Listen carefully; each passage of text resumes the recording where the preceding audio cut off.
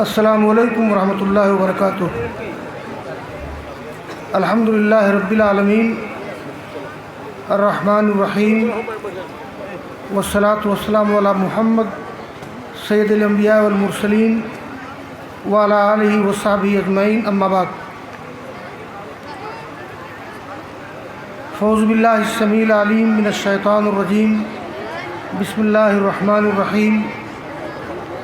اقرأ بسم ربک الذی خلق، خلق الانسان من علق، اقرأ وربک الاکرم الذی علم بالقلم، علم الانسان ما لم یعلم۔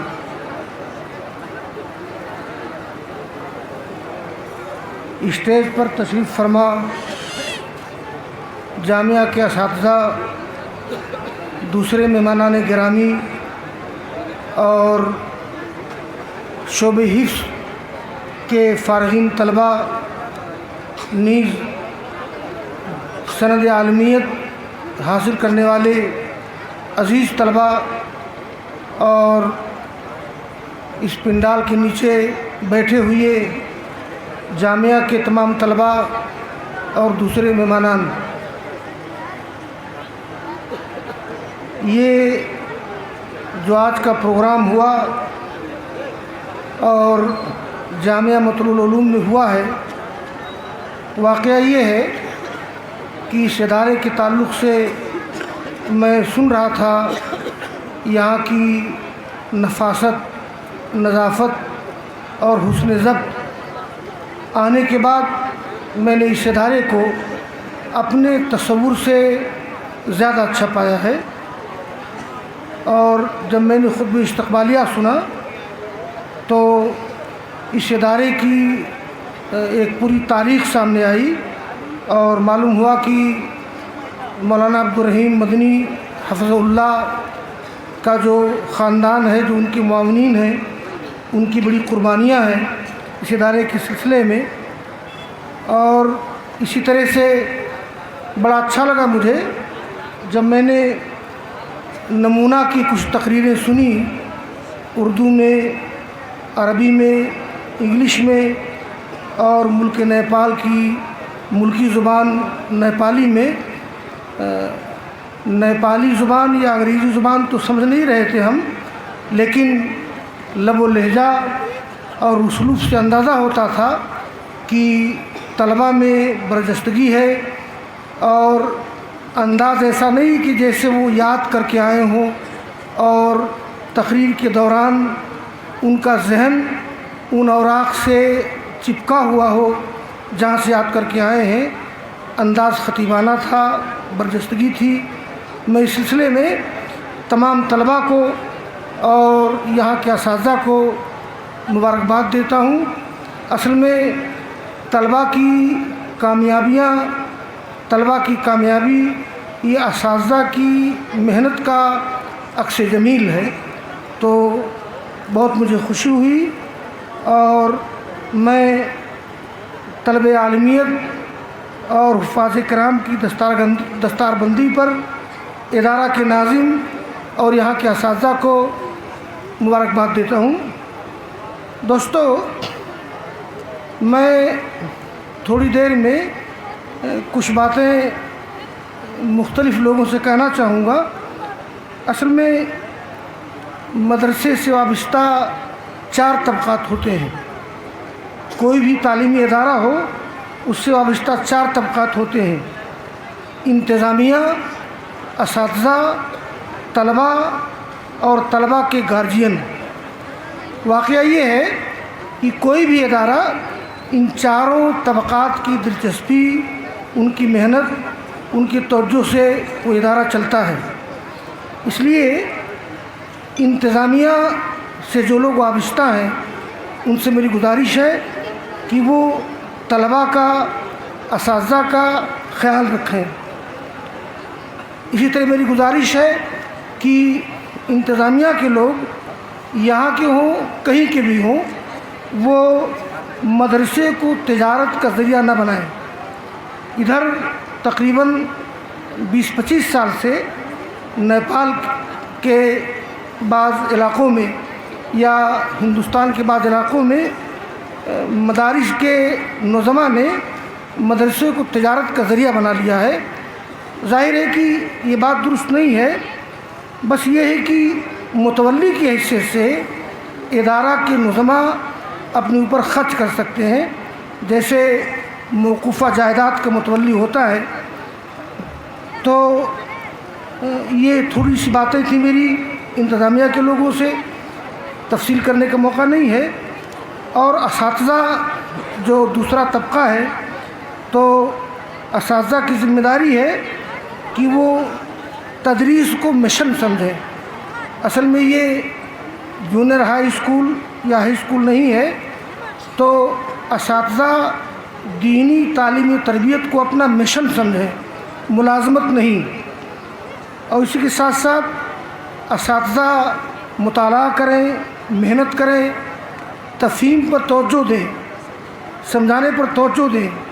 ایک بڑی خاص بات یہ ہے کہ اساتذہ کو چاہیے کہ طلباء کو آمادہ کریں کہ طلباء سوالات کریں۔ بعض اساتذہ سوالات کرنے سے گھبراتے ہیں۔ سچی بات تو یہ ہے کہ طلباء کے سوالات اساتذہ کو باصلاحیت بناتے ہیں، اس لیے طلباء کو چاہیے کہ اپنے اساتذہ سے پوچھیں، خوب پوچھیں، پریشان کرنے کے لیے نہیں، استفسار کے طور پر سمجھنے کے لیے۔ اور تیسرا طبقہ طلباء کا ہے۔ طلباء کو چاہیے کہ مطالعہ کریں، محنت کریں۔ میں طلباء سے عرض کر دوں کہ ایک عربی کا جملہ ہے، العلم لا یعطی کا بعضہ حتی توتیہ کلک۔ عزیز طلباء، علم تمہیں اپنا بعض حصہ نہیں دے سکتا ہے جب تک تم علم کے راستے میں اپنا سب کچھ قربان کر دو۔ تو حصول علم کے لیے بڑی قربانیاں دینا پڑتی ہیں۔ اور اسی طرح سے اسلامی وضاقتہ، ادھر میں دیکھ رہا ہوں کہ اہل حدیث مدارس میں وضاقتہ کے سلسلے میں کافی لاپرواہی ہے، بلکہ میں تعریف کروں گا بریلوی مدارس کی، دیوبندی مدارس کی۔ وہاں کا وضاقتہ اچھا ہوتا ہے۔ اصل میں وضاقتہ کسی قوم کی تہذیب، کسی قوم کی ثقافت، کسی قوم کا کلچر ہوتا ہے۔ اس لیے میں فقہی زبان میں اس کے وجوب یا عدم وجوب کی بات نہیں کر رہا ہوں، لیکن تہذیبی طور پر، ثقافتی طور پر ضروری ہے کہ ہمارے طلباء اسلامی وضاقتہ اپنائیں، اساتذہ کا احترام کریں، اور صلاحیت کے ساتھ ساتھ صالحیت پر زور دیں، توجہ ہونا چاہیے۔ اور یہ چوتھا طبقہ ہے طلباء کے سرپرستوں کا، گارجین کا۔ تو یہاں طلباء کے گارجین ہوں گے، میں چاہوں گا کہ طلباء کے گارجین اپنی اولاد پر نظر رکھیں، عشر و زکوٰۃ کے علاوہ دوسرے اموال مدرسوں میں خرچ کریں۔ ایک میرا مشورہ ہے، میں نے اپنے گاؤں میں بعض علاقوں میں مشورہ دیا۔ دیکھیے، ہر گاؤں میں، ہر علاقے میں مالدار لوگ ہوتے ہیں، لیکن لوگ فقط عشر و زکوٰۃ دے کر جیسے مدرسے پہ احسان کرتے ہیں، اور اس کے بعد اس مدرسے سے خود ان کے طلباء فائدہ اٹھاتے ہیں، وہ فائدہ اٹھاتے ہیں۔ میرا خیال ہے کہ اس طرح سے مالدار لوگ یہ بواسطہ، انڈائریکٹ کہہ لیجیے، زکوٰۃ کھاتے ہیں۔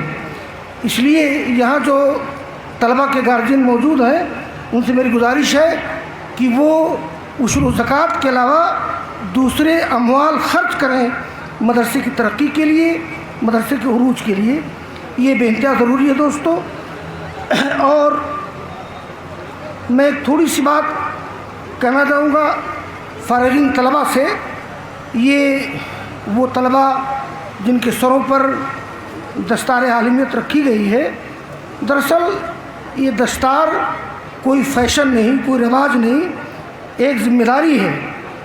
طلباء کو، طلباء کی سروں پر دستار فضیلت رکھ کر ان کو احساس دلایا گیا ہے، تو ضروری ہے کہ طلباء اس کا پاس و لحاظ رکھیں، اور اسی کے ساتھ ساتھ علم کے ساتھ عمل پر توجہ دیں۔ ورنہ آپ دیکھیے، قرآن کریم میں ایک جگہ کہا گیا ہے، یہ اہل کتاب کا ذکر کرتے ہوئے اللہ نے فرمایا ہے کہ مثل الذین حملوا التوراۃ ثم لم يحملوها کمثل الحمار يحمل اسفارا، یعنی ان لوگوں کی مثال جنہیں تورات پر عمل کرنے کا پابند بنایا گیا لیکن ان لوگوں نے عمل نہیں کیا، تو ایسے لوگوں کی مثال اس گدھے کی ہے جس پہ کتابیں لدی ہوئی ہوں۔ اس لیے طلبہ سے میری گزارش ہے، آپ کو علم مبارک ہو، آپ کو مطالعہ مبارک ہو، مگر اسی کے ساتھ ساتھ عمل پر توجہ دیجیے تاکہ قرآن کی وہ تمثیل صادق نہ ہے۔ دیکھیے محض علم معتبر نہیں ہے، ورنہ ہم دیکھ رہے ہیں کہ بہت سے یہودی، بہت سے عیسائی، بہت سے مستشرق ہماری ان علماء سے زیادہ ذی علم ہیں، لیکن ظاہر ہے کہ وہ علم معیاری نہیں ہے، ان کا مقصد کچھ اور ہے۔ اور ایک آخری بات میں عرض کرنا چاہوں گا، یہ حفاظ کرام کے سلسلے میں اور حفاظ کرام کی جو والدین ہیں، میں ان کے بارے میں ایک بات کہہ کر کے بات ختم کر رہا ہوں۔ یہ حفاظ کرام کے سلسلے میں یہ ایک روایت ہے، عبداللہ بن عمرو بن عاص رضی اللہ تعالیٰ عنہما سے مروی ہے، اللہ کے رسول نے فرمایا کہ یقال لصاحب القرآن اقرا ورتقی ورتل کما کنت ترتل فی الدنیا فإن منزلتک عند آخر آیۃ تقرؤها، رواه ابو داؤد والترمذی۔ یہ روایت صحیح ہے، یعنی حافظ قرآن سے یا صاحب قرآن سے کہا جائے گا قیامت میں کہ پڑھتا جا اور چڑھتا جا اور پڑھو ترتیل کے ساتھ، اور تمہارا آخری مقام جنت میں وہ ہوگا جہاں تمہاری آخری آیت ختم ہوگی۔ بہت بڑی فضیلت ہے یہ۔ اور اسی کے ساتھ ساتھ یہاں پر حفاظ کے والدین موجود ہوں گے۔ یہ لمبی روایت ہے، ابو ہریرہ رضی اللہ تعالیٰ عنہ سے مروی ہے، جس کا تذکرہ ناظم پروگرام میں کیا ہے۔ اس کا خلاصہ یہ ہے کہ یہ حدیث مرفوع ہے، یعنی فرمایا رسول اللہ صلی اللہ علیہ وسلم نے کہ قرآن کریم قیامت کے دن نوجوان آدمی کی شکل میں آئے گا اور کہے گا کہ حل تعریفنی، کیا مجھے پہچانتے ہو؟ اس کے بعد ذکر کیا گیا ہے یوزو علی راسی تاج الوقار، حافظ کے چہرے پر سر پر وقار کا تاج رکھا جائے گا۔ یہ تو خیر حافظ کی بات ہو گئی۔ والدین کے بارے میں ذکر کیا گیا ہے وَيُكْسَى وَالِدَاهُ حُلَّتَيْن فَيَقُولَانِ أَنَّ لَنَا هَذَا فَيُقَالُ بِتَعْلِيمِ وَلَدِكُمُ الْقُرْآنَ، راہ الطبرانی۔ یہ روایت بھی صحیح ہے، الصحیحہ میں علامہ البانی نے ذکر کیا ہے، یعنی حفاظ کرام کے والدین کے سروں پر، یہ حفاظ کرام کے والدین کو 2 جوڑے دیے جائیں گے، 2 جوڑے کپڑے۔ دیکھیے گویا جنت میں بھی یہاں تو حفاظ کرام کو بھی ماشاءاللہ جوڑا دیا گیا ہے، لیکن قیامت میں حفاظ کرام کے والدین کو بھی 2 جوڑے دیے جائیں گے۔ وہ حیرت میں کہیں گے کہ اللہ یہ ہمارے لیے کہاں ہے؟ تو کہا جائے گا تم لوگوں نے اپنے بچوں کو قرآن کی تعلیم دی تھی۔ تو یہ میرے چند مشورے تھے، اور اب میں پھر مبارکباد دیتا ہوں ادارے کے لیے اور ادارے کے ناظم اور یہاں کے اساتذہ کو۔ واقعہ یہ ہے کہ اس طرح کے اداروں کو دیکھ کر کے بڑی خوشی محسوس ہوتی ہے۔ نیپال کی وادیوں میں، ہندوستان کے پڑوس میں یہ ادارہ جس طرح تدریجی طور پہ ترقی کی ہے، میں اللہ تعالیٰ سے دعا کرتا ہوں کہ اللہ تعالیٰ اس ادارے کو مزید ترقی عطا فرمائے اور شرور و فتن سے محفوظ رکھے۔ میں یہ ترانہ جامع سلفیہ کے مقطع میں تھوڑی ترمیم کے ساتھ اس دعا پہ بات ختم کر رہا ہوں کہ خدا کرے کہ تا ابد یہ خواب جاگتے رہیں، خدا کرے کہ تا ابد یہ خواب جاگتے رہیں، یہ خوشبوئیں جمع رہیں، گلاب جاگتے رہیں، ہنر بنانے سنت و کتاب جاگتے رہیں۔ آمین تقبل رب العالمین۔